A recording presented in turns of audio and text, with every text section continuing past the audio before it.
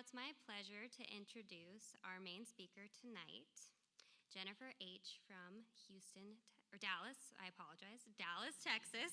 I wrote it down. Big round of applause for Jennifer.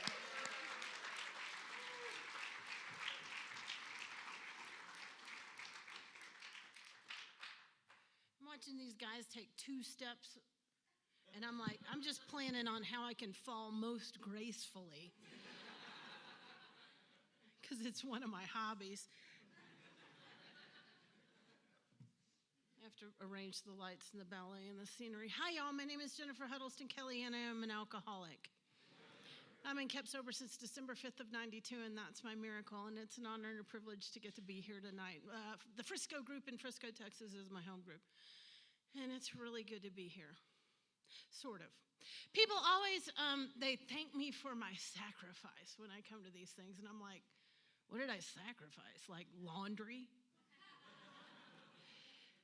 But this time was a little different. I missed 2 Christmas parties and my birthday night to come see you. And I know, isn't she selfless? I'm really not. Not even a little bit.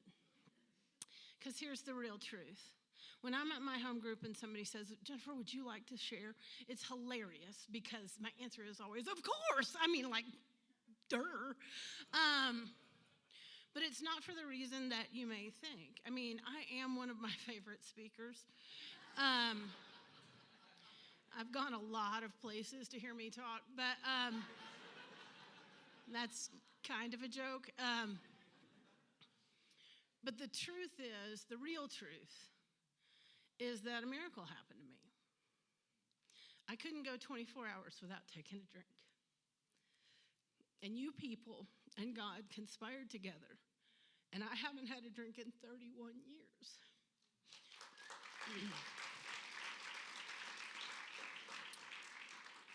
And when something like that happens to you, why wouldn't you want to talk about it? Why wouldn't you want to share? Why wouldn't you want to tell that new girl who's sitting there twitching that it really does get better and that you really can go a full 24 hours without obsessing about drinking? It's going to take a little work, but it's possible. And God wants better things for you than you know how to want for yourself. That's my experience. Like, I am so lame now. It is amazing. I live this just ridiculously boring average. I brought crochet to the airport. I got sober at 26 years old. I thought it was so freaking cool. That 26-year-old girl who walked into AA would have gone, oh my God, Jennifer, you brought crochet? Crochet? You know, because I was so cool stealing from your purse when I was 26 years old. You know, I was something. Going home with strangers and not being trustworthy and lying to everybody I talked to. And now, you know, I sit on the couch and hold hands with my husband. And I chase the dog around the house trying to see what the hell's in his mouth. Because that's what you do when you have a dog. That's your new hobby. We'll get to the dog. The dog is a very important part of my story now. But I'm supposed to tell you in a general way what happened, what I was like, what happened, and what I'm like now. And I'm not very good in a general way. I'm not a linear thinker. I've got a little touch of the ADHD. And so I'm sure I'm the only one in the room with that. And so I may start a thought and off she goes, you know, and that just happens sometimes. But I did say a prayer, and hopefully somewhere in what I share tonight, you will hear just a little bit about what God and Alcoholics Anonymous has done for me, because it truly is profound.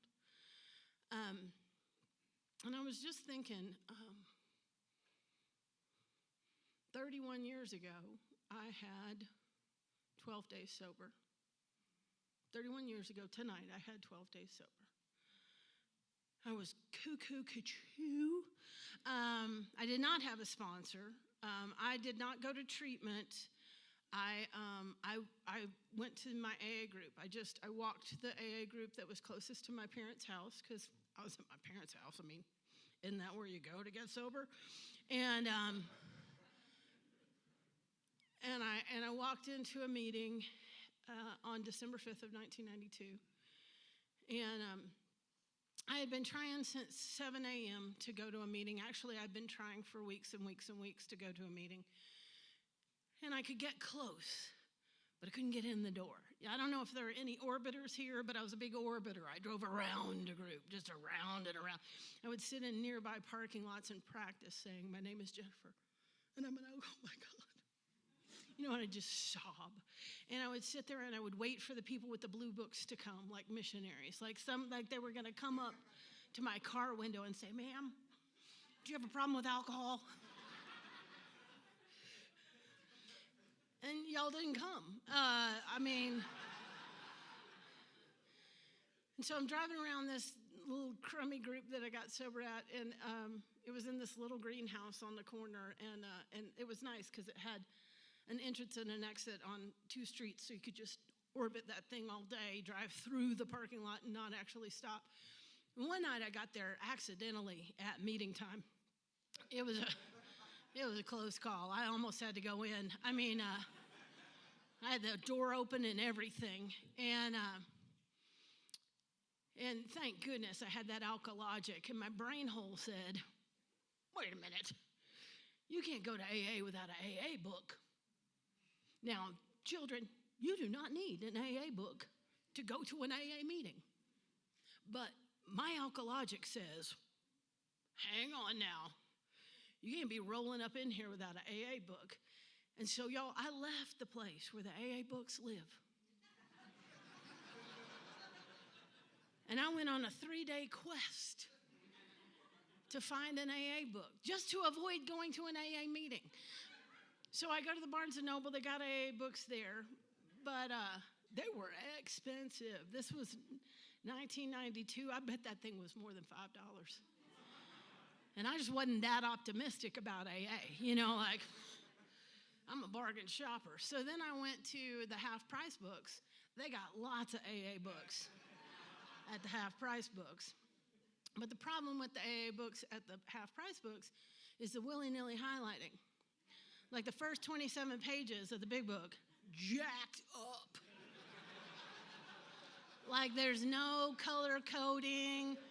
The prayers are, they didn't even, it's terrible. And I'm literally so arrogant. My alcoholism is out to kill me, and what it says is I can't let some loser that sold their big book to the half-price books influence my opinions about Alcoholics Anonymous. Now, mind you, it's only the first 27 pages that's jacked up. The rest of the book is clean as a whistle, you know? But I'm so arrogant, I can't take that book. So 3 days and 3 half-price books later, I finally find a book worthy of my study. And now I can't go to the meeting because I got to read the book by myself. I don't know if any of y'all tried this. Detoxing. Reading the book by yourself. As was read tonight, it says there's great news in there. Dang if I can find it. I'm looking through this thing, and it's got boiled as an owl and all kinds of stuff that makes no sense to me. And while I'm reading this book by myself, preparing for my ascent into Alcoholics Anonymous, I got drunk one more time. I know you're shocked. I was shocked too, because I'm no dum-dum. I had just gotten a felony DWI, and I went to a bar. Now, I wasn't going to drink, y'all. I'm not stupid. I just went to a bar to talk to a criminal about my legal problems. Because y'all know the great legal minds of our times are drinking in bars right now. And they're criminals. That's how they know so much about the law. While I was reading the book by myself, I had also had to go see my attorney. He worked out of his garage, and my garage attorney had told me best case scenario with that felony DWI that I was going to do a year in jail. I might get some work release, but I was going to do a year in jail. And I know you can't tell by looking at me, but I am not street. I am not tough. I was a preschool teacher when I got sober. I went to a crack house one time wearing a denim jumper with an apple on the front. True story. I looked like the world's worst undercover cop. And I know that I cannot hang with the homies in jail, and I'm thinking, I've got this bad news. I got this book that says it's got good news in it. I can't find it. And all of a sudden, I remember this guy I used to drink with has 8 DWIs, and he's still drinking in my home bar. And I'm thinking, here is a man with a real answer. So I got 3 DWIs, and garage attorney is telling me I'm going to do some time. And I need to talk to Jimmy the criminal, stat. And so I go to my old home bar, and sure enough, Jimmy's there. I know you're shocked, but he really was. He was holding his office hours, and they put 3 drinks on the bar when I walked through the door because that's what I ordered every single day. That's my warm-up. And I said no. For the first time since I started drinking, I said no to a drink. I said, I'm not drinking tonight. I'll be back. But I'm not drinking tonight. I just need to talk to Jimmy. And I sat down with what I considered to be the worst drunk I knew. I know worse ones now. But, and I started telling him about what was going on in my life. And he said, oh, Jen, honey, I can afford to be the kind of drunk I am. But you can't afford to be the kind of drunk you are. And when the worst drunk you know starts talking down to you a little bit, you're having a real bad day. Because I can't pass college algebra, but I know 8 DWIs is more than 3 DWIs. And I could have kicked that dude right in the baby maker. I was so mad because he starts talking about maybe this is an opportunity for you to find a new way to live. He's drinking and he's 12-stepping me.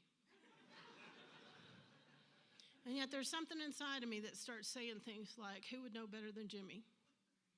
Jimmy knows how you drink, and he knows how you think, and he knows how you feel. Jimmy knows. The other thing that happened that night was that at some point there were drinks in front of me, and at some point I drank them. And I don't remember drinking them, not because I blacked out, but because I hadn't made a decision to drink. I had made a decision not to. And at some point somebody put one in front of me, and there was nothing between me and a great idea. And it's important for me to understand the nature of my illness. I think that's one of the gifts of the pandemic, online groups and being able to see people in their little chat rooms sharing. And there are girls saying stuff like, I can't believe I drank again. And I'm watching 25 women say, you can do it, you can do it. Girl, you've got this. And I'm thinking, no, you can't. If you've got alcoholism, you don't got this. You're not going to do it. The needed power is not there. See, I'm going to drink whether I want to or not. If there is nothing in between me and a bright idea, I'll drink whether I want to or not. No matter how great the necessity or the wish, I will take a drink again. It is a safe bet. I will drink. I'll drink on a good day. I'll drink on a bad day. I'll drink on a Tuesday. Y'all ever gone to Outpatient? Make a list of your triggers. That was a fantastic exercise. And the funny thing is that it showed me exactly what it was supposed to show me, but I was in the throes of alcoholism, so I couldn't see it. Because I'm like, well, music is a trigger. Tuesday, oxygen. I mean, because I'm an alcoholic. Breathing is a good reason to drink for me. And yet I can't see it because it's the starfish on my face. And so I take that drink, and I take a drink against my will. I take a drink having decided not to drink. I took a drink knowing how much trouble I could be in if I drank, and I drank it anyway. And then I look down and I realize what I've done. And it's just exactly like something in the big book that I had seen where the guy's banging on the bar wondering how he could have done it again. And that's my story. And from that day to this, I pray that's the last drink I ever took. But now I'm driving around that group and around that group and around that group, and I know I need to be there because I know I'll drink.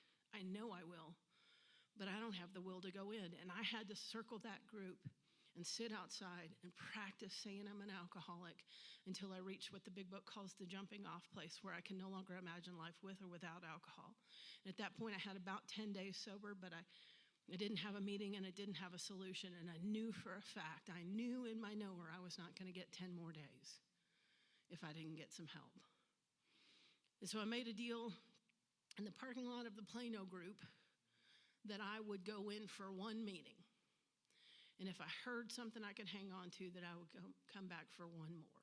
And that was all that I could promise God, and I didn't know if I could keep that promise. But it was a place to start. It was a little mustard seed of faith. And so I walked into the Plano group, which was a crummy little greenhouse, and it was on it was a crummy little greenhouse. The foundation was crooked, and everybody smoked. The guy on the oxygen tank is smoking. Everybody's smoking. We're all smoking. And it was the place where furniture goes to die. When Grandma says, get rid of that couch, you took it to the Plano group. And I got there for the 10 p.m. meeting, and they turned out the lights, and they lit the candles, and I knew I was in a cult, but it didn't matter because I had nowhere else to go. And I sat where the newcomer loves to sit, which is as close to the door as humanly possible, because I had made a deal with God that I would stay for the whole meeting, but I didn't think I could keep the promise. And if I needed to go, I didn't want to be tripping over y'all trying to get out of here.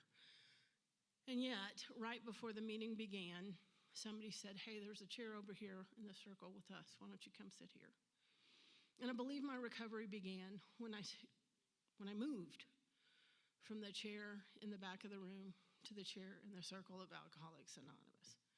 I believe that's when it started. When I started trying something your way, things began to happen for a drunk like me.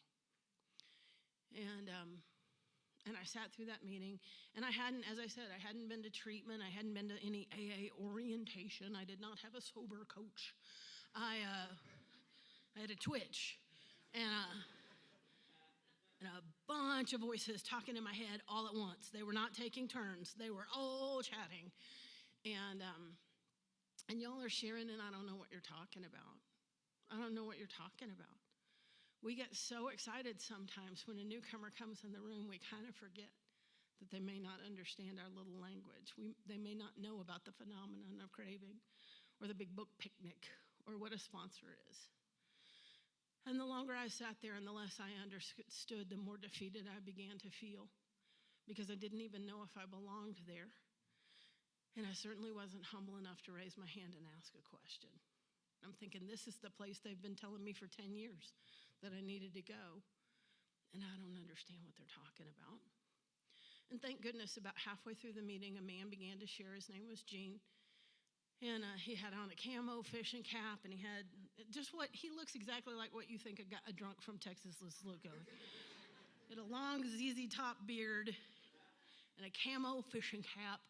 If it were today, he would have Buc-ee's on it. He was wearing bib overalls, which matters to no one but me, but I have a deep affection for overalls. I'm pretty sure when we get to heaven, God's going to give us these overalls in our wings. And we're going to eat these Czechoslovakian pastries, and we're going to do arts and crafts. And it's going to be so fun. Get ready. I've been thinking a lot about heaven. But anyway, I'm not sure about all of it, but I'm pretty certain about the overalls. And it's God's perfect garment. I'm just saying, bra, no bra, you'll never know. Anyway. You don't have to suck nothing in the middle. It's beautiful. I mean, just try them. So he's wearing these overalls, which is a love note from God to me. And when he began to share, he said, I didn't know I was an alcoholic. I just thought I was thirsty. Finally, somebody I can relate to. And he said, but my problem is the more I drink, the thirstier I get, and it begins with the very first drink. And from that day to this, that's the most elegant way that I've ever heard the phenomenon of craving described. The more I drink, the thirstier I get. It begins with the very first drink. He solved a mystery I've been working on from 10 years of bar drinking. I study bar drinkers. And some bar drinkers go in with a watch. They have one drink, maybe two. They have a kamikaze on their birthday. And then when the watch says go home, they do the craziest thing you've ever seen. They pay their tab and they go home. It's wackadoodle-doo. I know because I followed some of them. Like, they actually go home. One drink, maybe two. Oh, look at the time. Mama's got dinners waiting on me. I've got to go. And they pay their tab and they go. And I'm thinking, why would you do that? We have pretzels here. Why would you go home? Another move. Oh, look at the time. The game's about to start. And that's when I turned into the flight attendant. We have TVs here, here, and here. Why would you do that? But my question changed from why would you do that to how do you do that? Because I can't do that and I don't know why. And Jean explains it. The more I drink, the thirstier I get. It begins with the very first drink. So the whole ball game for a drunk like me is how do I not take the first drink? And he explained what happened to him. He explained that he got a spiritual advisor. We call them sponsors. He said that spiritual advisor took him through the text, Alcoholics Anonymous.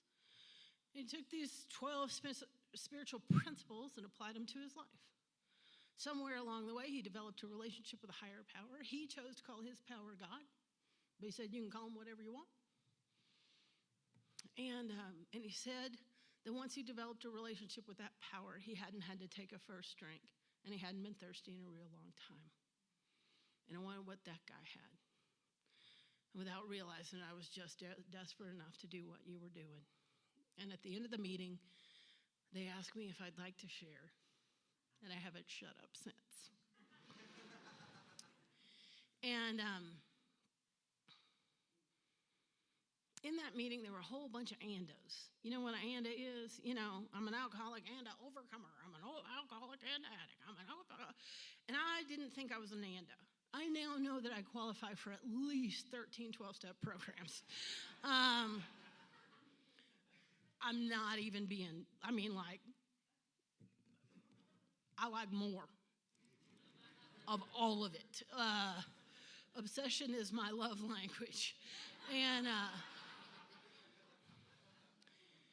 but I only knew, I knew of 2 12-step programs, this one and that other one. And I didn't think I belonged in the other one because there was a time when I was doing the other stuff and a DEA agent showed up at my apartment because I was running around with some manufacturers and distributors.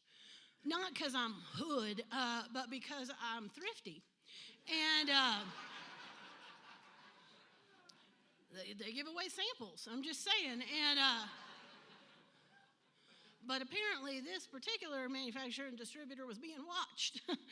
And the good news was I was real dumb about that operation, so I was not helpful to the DEA agents at all. But I did, and they were convinced of that pretty quickly. They're like, why did she wear an apple dress to a crack house? But anyway, she don't even know how to dress right for this. But they made me a little promise. They said, if you continue to run around with the people you are running around with, when we pick them up, you'll come too. And when we convict them, you'll go too. And I believed that man. He may have been bluffing, but I believed him because I was clean in 24 hours. I mean, I didn't need a sponsor, stiff metal chair, a 3-ring notebook. I didn't need columns. I need nothing. Clean. Like, I have not touched that stuff since. It seemed like I put on 100 pounds in about 72 hours. I mean, I didn't even have to announce to people, I'm not doing that anymore. They're like, whoa, somebody been hitting the Taco Bell. But drinking had caused me a lot more problems than that stuff, and I never even considered not drinking. Like, I didn't even consider it. So I only know these 2 programs, and y'all are all ANDAs. And I want to fit in AA, but I don't have an ANDA. So when I introduced myself for the first time, I said, my name's Jennifer, and I'm an alcoholic, and a thief, a whore, and a liar.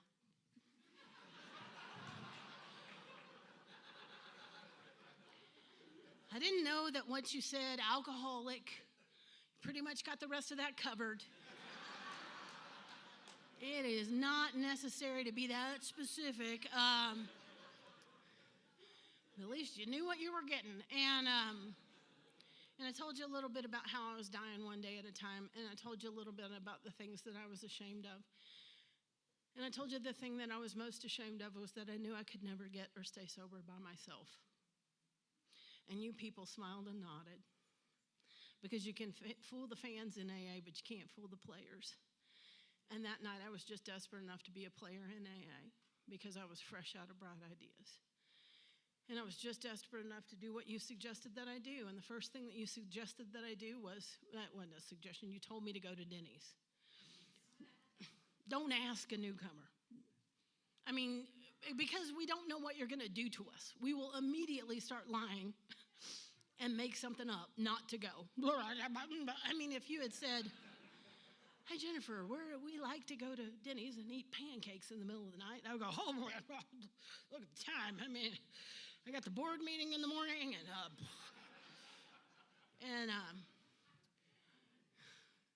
but you told me to go to Denny's, and I got in my car, and I drove to Denny's, and I remember very clearly, it's one of the few things I remember very clearly from that night. I thought, this must be where you fill out the paperwork to join AA. And while I did not fill out any paperwork at Denny's that night, I do think that I went to AA orientation. I learned some things about you there. I learned that you laugh at things that aren't funny. You share things you should not share, especially not in public. I don't know why they call us anonymous, because you have no volume control. And you say stuff like, isn't that just like an alcoholic?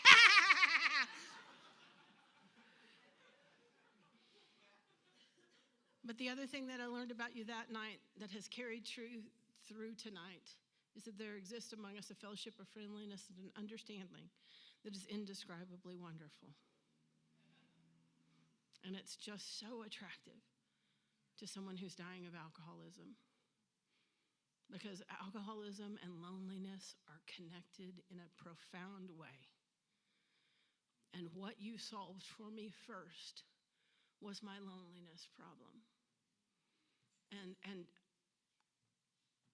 I loved the way that you laughed. And I loved that you hung out together. And I loved that you told the same dumb jokes I heard in the bar. I will never forget, within a few days of being sober, I called this drinking friend of mine and I said, you're not going to believe it, but the people in AA are just like us.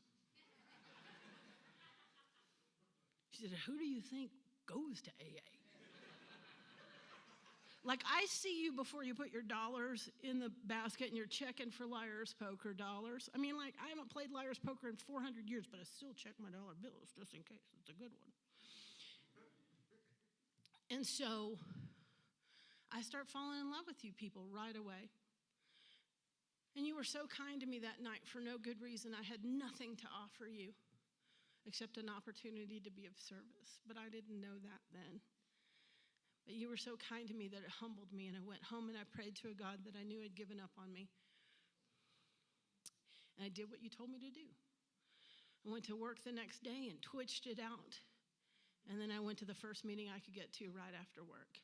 And I walked in the door, and this dude came up to me and he goes, hey, is your name Jennifer? And I said, why? What have you heard? And he said, are you Jennifer? And I said, yeah. And he said, did you drink today? And I said, no, I didn't. And he said, welcome to your second day of sobriety. And he set the hook.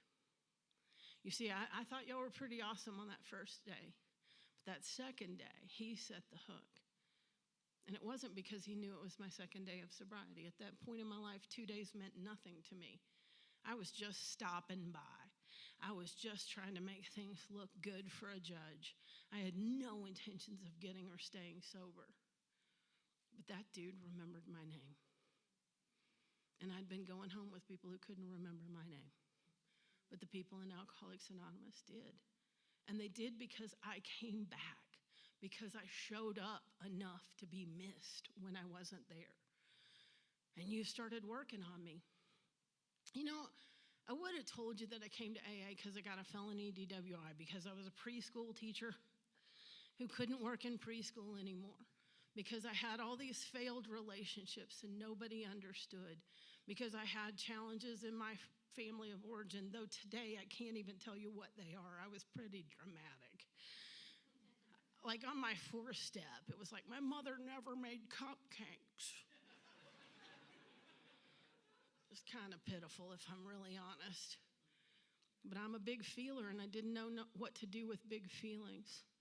I didn't know what to do with giant fears. I didn't know what to do with being too big, too tall. I was in third grade, I was this tall, I was awkward and I was afraid and I didn't fit in my own skin. And I had these grandiose ideas about what I wanted and should be, and I couldn't live up to any of those things.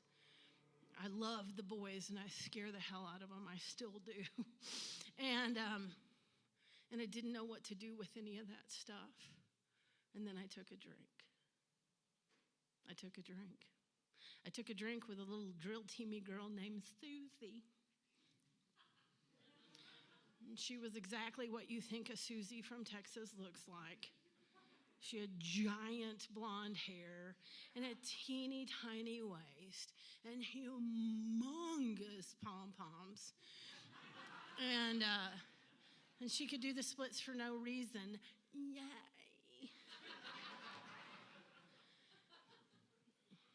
And I am so jealous of girls like Susie. Because girls like Susie can say, I'm cold, and suddenly people are leaping over furniture to change the thermostat. Jennifer, chop some wood. Susie's cold.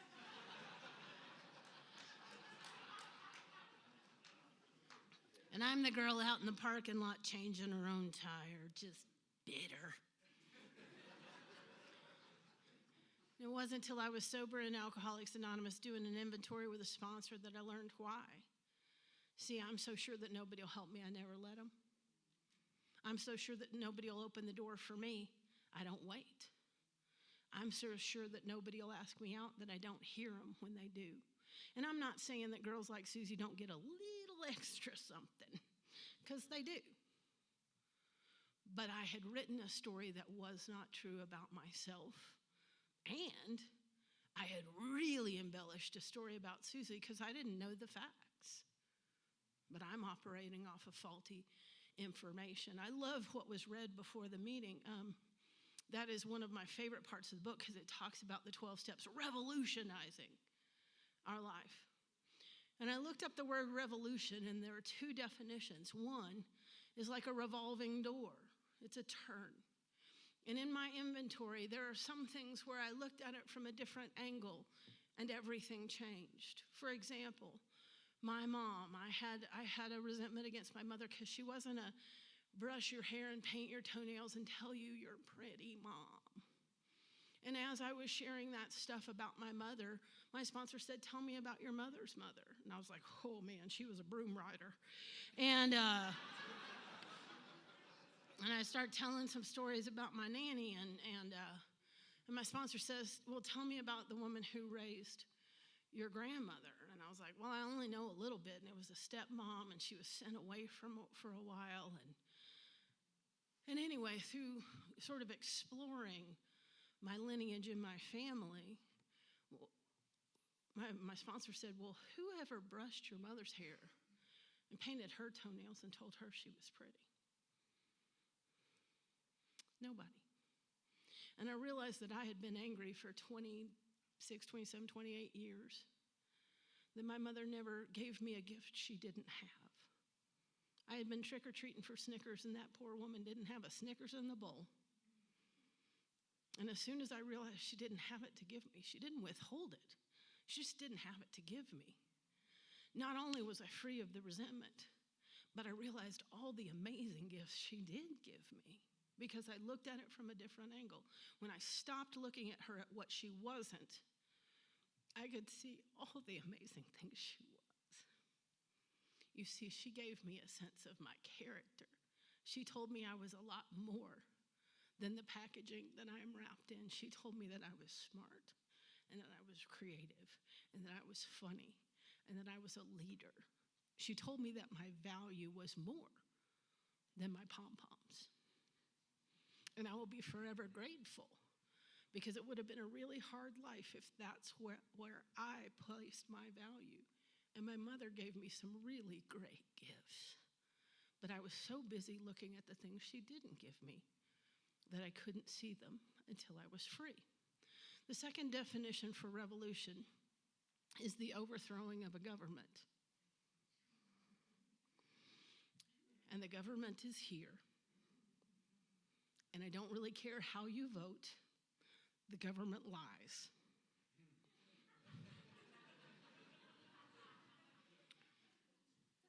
And so my inventory started showing me these lies that have been governing my life. Every time a new girl walked into the office, I would think, that hooker's got to go and I'm taking her out. That old idea started when I was 3 years old and they brought a little melon-headed baby home, and I've been carrying that crap around ever since. And that's real cute till a new girl walks into AA. And I'm thinking, she got to go.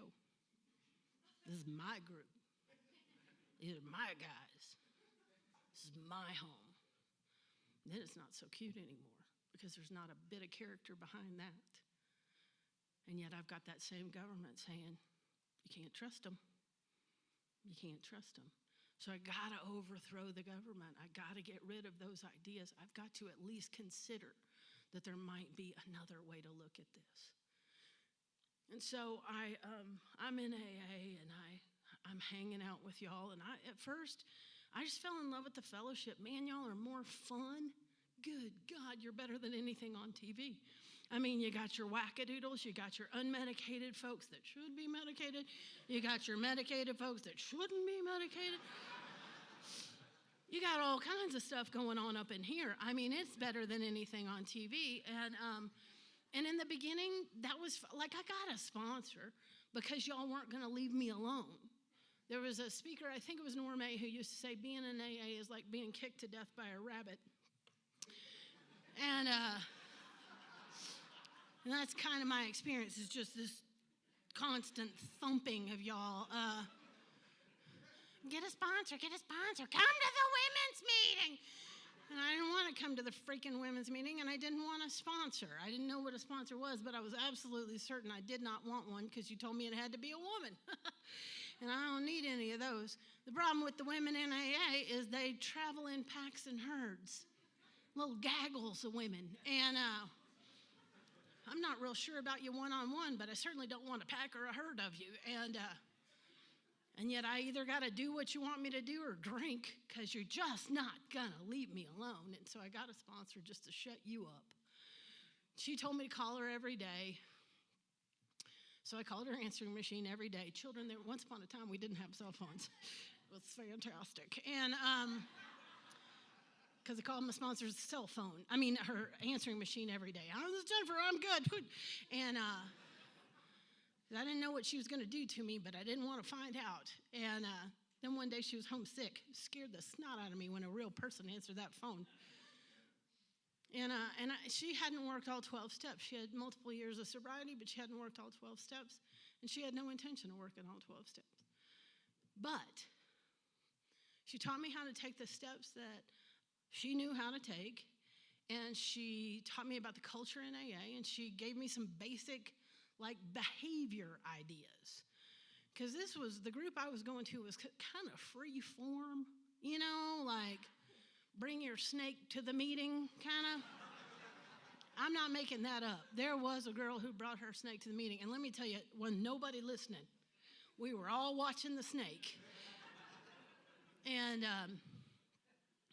so it was a little loose in the curves. And yet I had this mean sponsor that told me to get my coffee and sit down like I was a big girl and I could probably go an hour without having to pee 4 times, which I thought was really selfish. She doesn't know my bladder. But she gave me things to do. She had me go pick up Janet from another planet.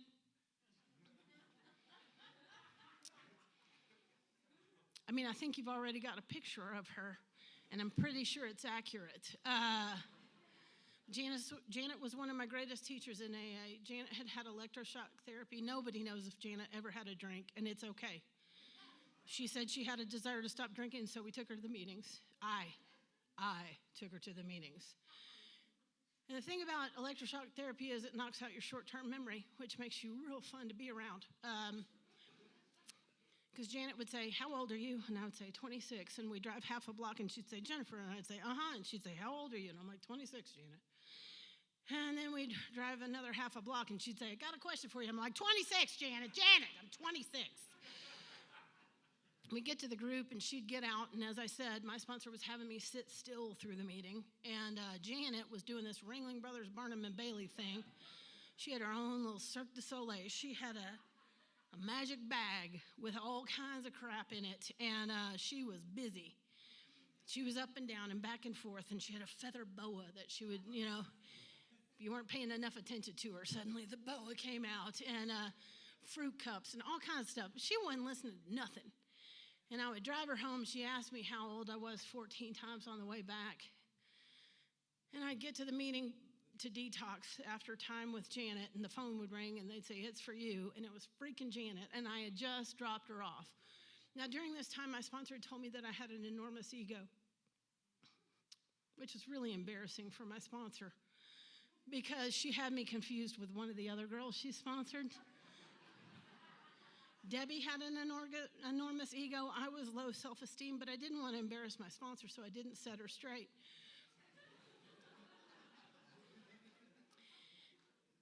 So I'm driving Janet back and forth to the meetings, and I'm just thinking, what are these people doing? Because they see this poor girl. She is clearly suffering from something. And they're just having their meeting like it's a normal day at the office. And wackadoodle-doos over here doing all kinds of stuff. One time she shaved her legs in the meeting with shaving cream.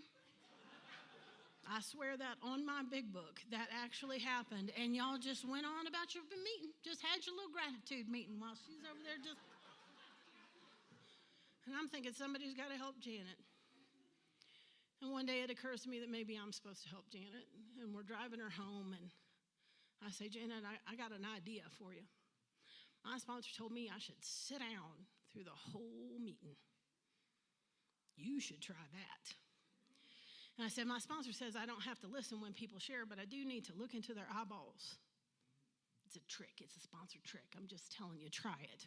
Anyway, but if you look into their eyeballs, maybe you'll see somebody that you can relate to, and maybe if you find someone you can relate to, you could ask them to be your sponsor, and maybe they'll teach you how to work some steps.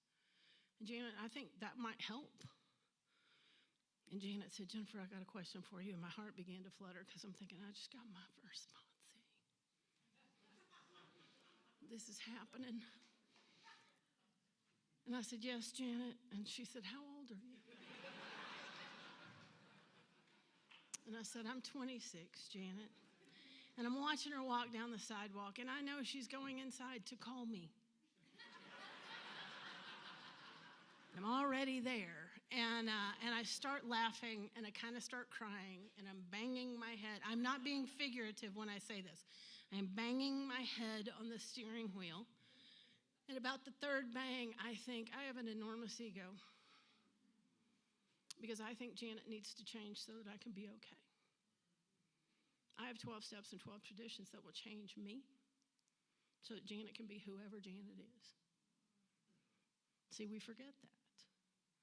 We want to change them instead of looking at ourselves. The reason I was uncomfortable is that I thought Janet needed to be something she can't be. People always ask me what happened to Janet, and I don't know. I think after I got my lesson, the mothership may have come and got her. I don't know. Maybe she was just an angel sent to teach us something. But what I know is that because Janet was in my path, I began to take my steps more seriously. And I got a sponsor who worked the steps out of the book, and when we came to a step, we worked it. We read the book together, and when we came to a step, we took it. And we took it together, and she asked me questions. And by sharing a little bit about her story, I shared a little bit about mine. And I began to change from the inside out. And my life began to change little by slow, and I want to emphasize that. For me, it was not a sudden and spectacular upheaval. It was little by slow, one day at a time. You can hear that my ego has not been smashed. It has, but it comes right back. Oh man. It's like that same 50 pounds I've lost 25 times. Anyway, and it comes back and it comes back bigger. But I have a path, and I have a method, and I have a God that will get me out of the way just to the degree that I need to get out of the way so that I can be useful to others. So I worked those steps, and I started to sponsor. And man, I could not wait to sponsor. There was a lady who lived in Oklahoma, and she had a gaggle of sponsees, and I used to watch her when I was new sober. And her little duckies would follow her around they all walked in the same line. And they all said the same thing she did. And they would have these parties, and it was just fabulous. And they would stand at the podium, and they would say, I owe my life to my sponsor. And I would think, I got to give me some of those. I need some of those. And maybe someday I'll have some. But those are not the girls I attract. I know you're shocked. I am too. I tend to get the little feral ones.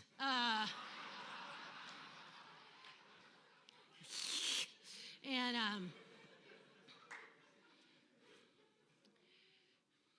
most of them don't stay. Most of them don't stay. But I do. I tried to figure it out one time how many times I've gone through the doctor's opinion. Thousands, literally thousands of times. And I can probably tell you where 40 of those women are. But I'm still here. And I've become convinced that I needed to read the doctor's opinion 2,000 times. I don't know what they needed, but I needed to read it 2,000 times. And I need to read it 2,000 more. I don't ever want to forget what I am.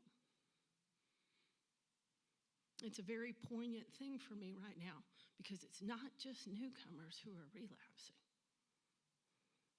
I know 2 people who travel and talk who have picked up a drink this last year because they forgot what's in the doctor's opinion. I don't want to forget. And please don't hear me relishing in anybody else's pain, because that is absolutely, I get chills talking about it. And I want to be real honest and real clear about this. I have sat in front of a bar in the last 10 years wanting to go in. I sat in a parking lot and I cried because I was not participating in the solution in Alcoholics Anonymous. And yet I still don't believe there's a solution in a bar, and I was desperate, and I was coming out of my skin, and yet my pride and my ego said, you can't tell. And thank God I was still working with others. They kind of drew the black bean, but they saved my life. Because I tell you what, sponsees are like the flippers in pinball. When I start to wander off, they get me back in play. Just ding, ding, ding, ding, because they got stuff going on. Like they got stuff going on. And that's what happened to me is this one girl starts, calling me up because she's got a sponsee and she doesn't know what to do with her. And I say, do what we did. And she doesn't remember what we did. So that's awesome. Keeping it fresh. And so I tell her to sit still, and I send her an email with here's what you read, and here's what you're going to point out, here's what you're going to highlight. Please, for the love of God, use the same color for all the prayers. Anyway, I don't really tell them that. They already know I'm like that. Then we get to the second step, and she calls me, and I'm like, oh, God, here we go. Choose your own conception of God. Okay, it's on. What page is it on? What do you mean, what page is it on? Read the freaking book. You'll get to it. Okay, fully conceived. Okay, so stay there, and I type something out, and here's what I want you to read. Here's what I want you to highlight. Here's what I want you to talk about. Third step prayer. What page is it on? I don't freaking know what page it's on. I know it's on this side of the page. Over here is the bedevilments, and over here is come on.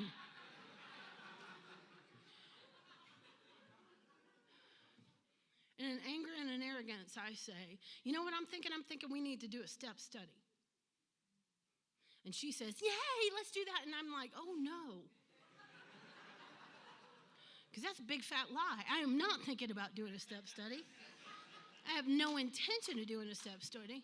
But I have just opened my big dumb mouth and said I'm going to do a step study. I said, I tell you what, hold up. Let me work out the logistics. Now, I don't know if you've picked up on this fact, but I am not a logistics girl.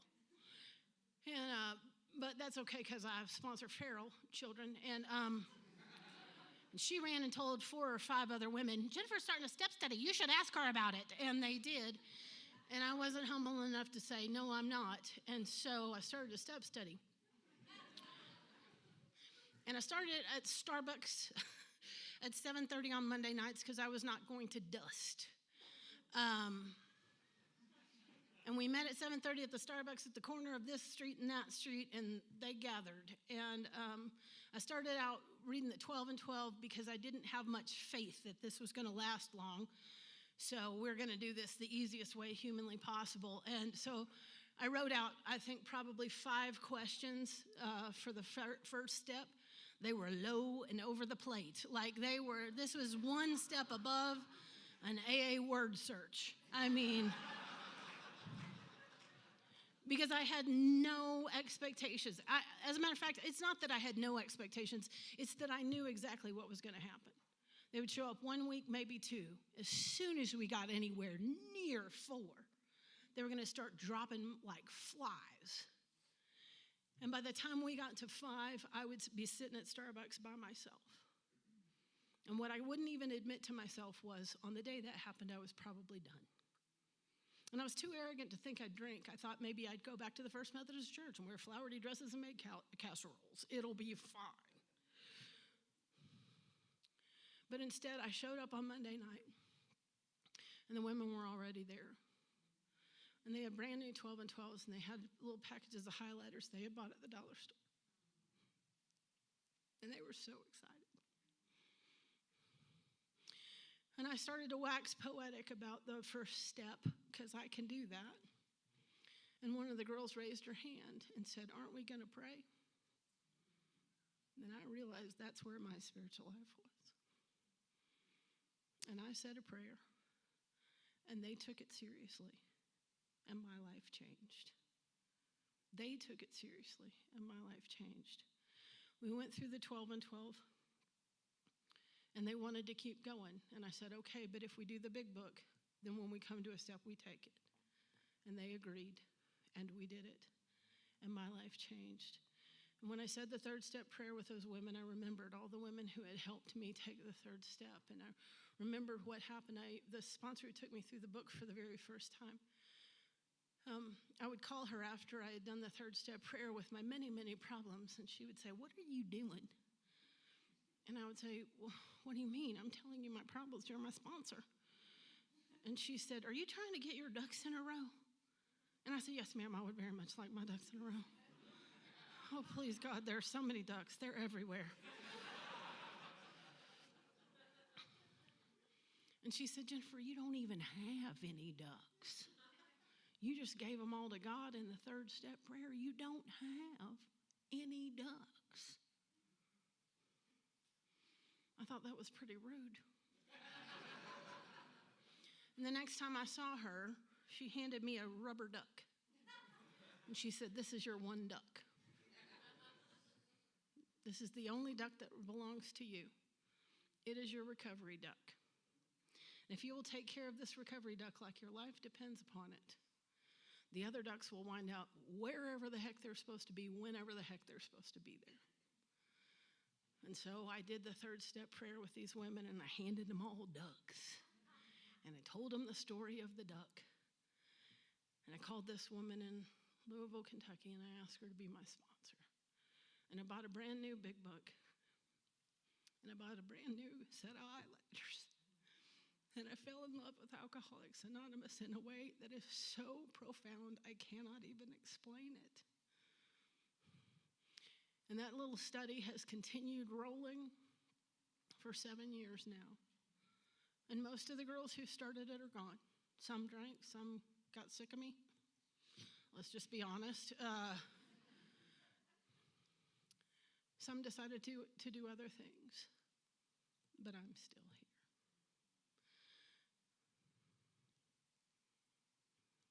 My mom, we'd been living with my mom. My dad died in, I don't know what year it was. I didn't make notes. He had had dementia for a long time, and so he left in installments.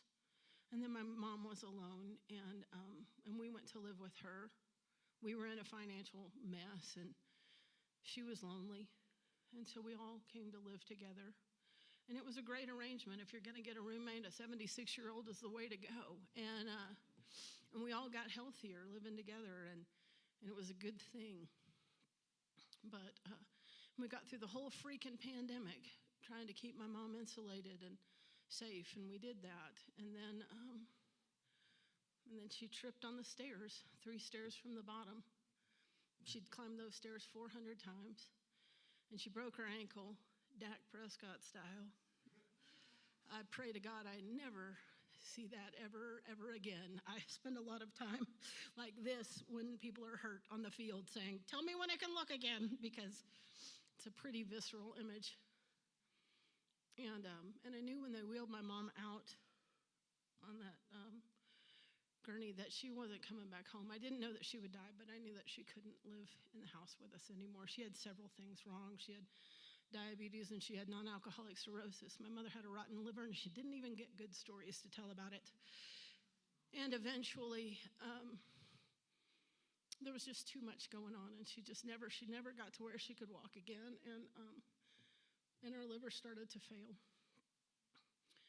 And she died, and I was scared. God, I was so scared. It's so hard to walk home somebody you can't lose. And I couldn't lose my mom. I'm sorry, I just couldn't. And yet, I knew it was my job to walk her home. And my sister and I did that. And my sister and I don't always get along. We've lived very different lives. She did the right stuff, so she's obnoxious.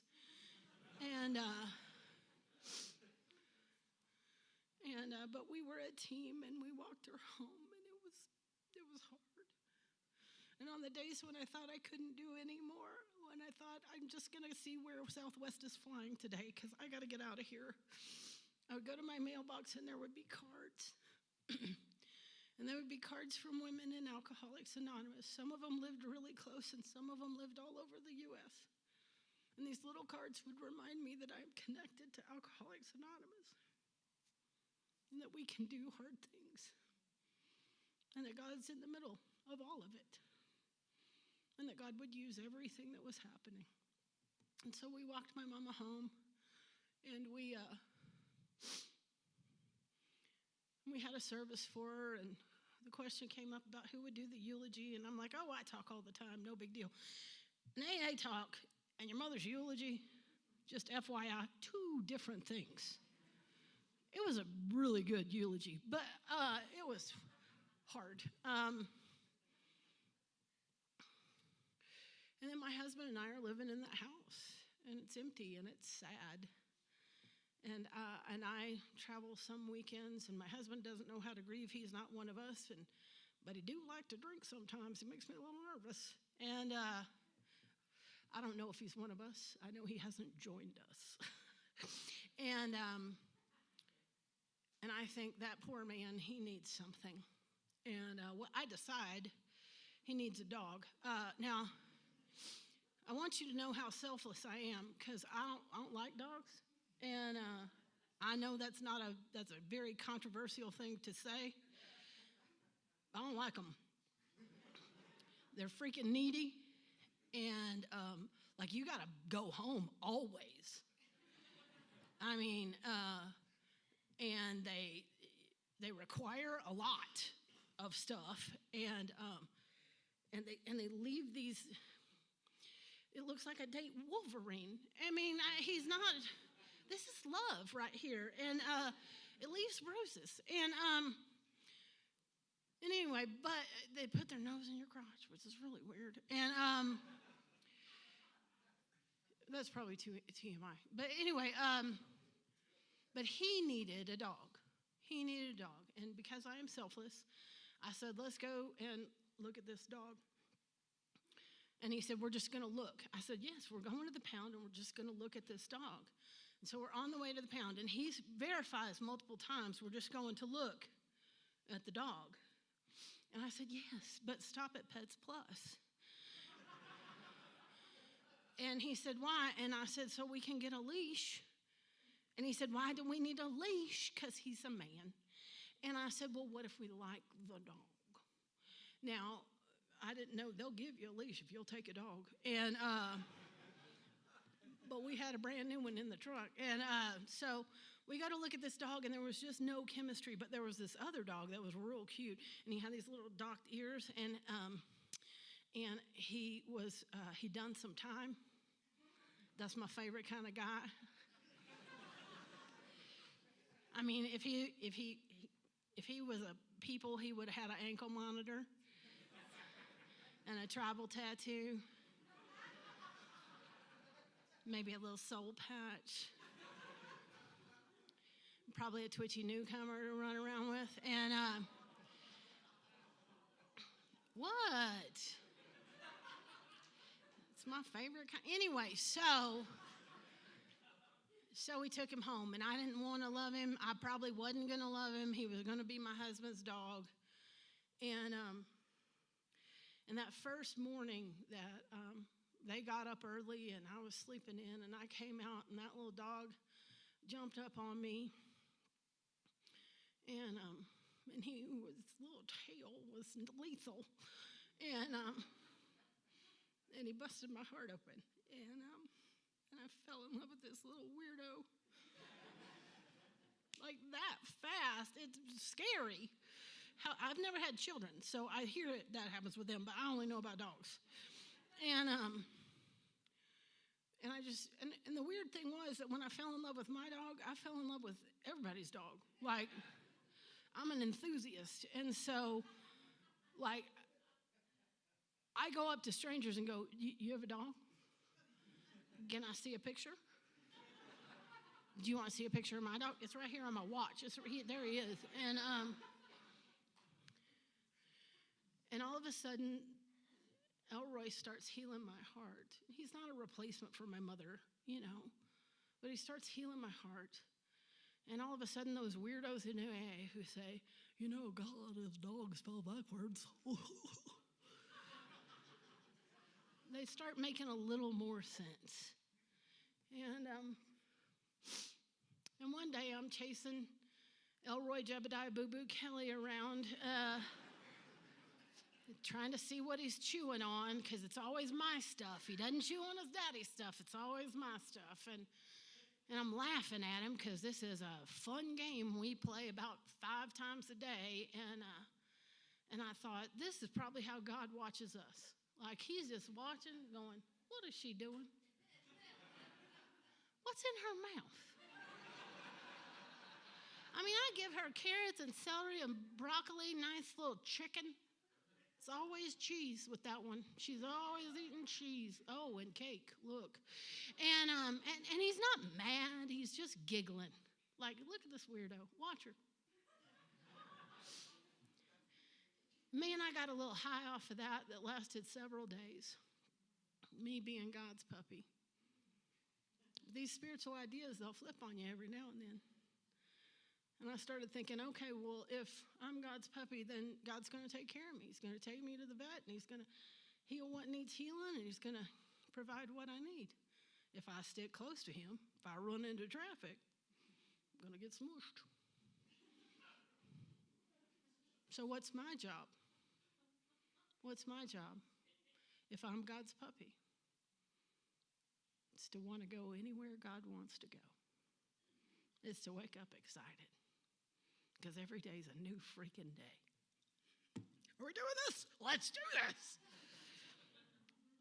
My challenge is to wake up every day as excited about prayer and meditation as Elroy Jebediah Boo Boo Kelly is about going for a walk every single morning. It's nothing new. He's not going to see anything new. He's not going to smell anything new. He's going to pee on the exact same bush he peed on yesterday. He's still excited. And I want to look at my time with God in exactly the same way. Boo Boo doesn't say, where are we going? I'm not getting in that truck until you tell me where we're going. Boo Boo's like, we get in the truck, let's go. When the phone rings, I want to say, let's go. Wherever you want me. You want me in Colorado? Let's do it. You want me to tell my story? It's on. You want me to do something terribly inconvenient? Absolutely. You want me to sit and wait and let you show me what you can do? Okay. I will practice patience. I will practice faith. I will say my prayers. And hopefully I can bear witness to those that I would help of your power, your love, and your way of life. Thank you for showing me how to do God's will. Glad to be here, and it's a good day to be sober.